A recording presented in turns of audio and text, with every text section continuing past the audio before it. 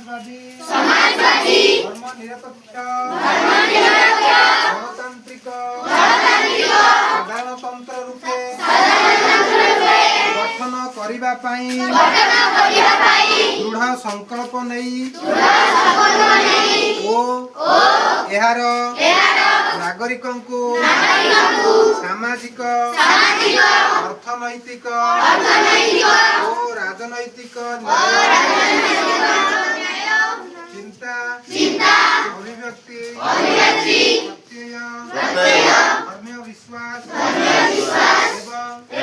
उपासनार स्वतंत्रता स्थिति ओ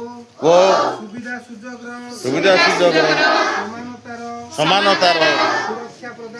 सुरक्षा प्रदान करने तथा व्यक्ति मर्यादा एवं राष्ट्रर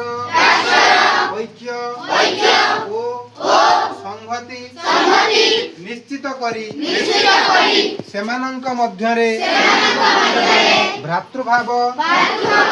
उत्साहित करने को 1949 मसीहा नवेम्बर 26 तारिख दिन आमर सांविधानिक प्रणायन सभारे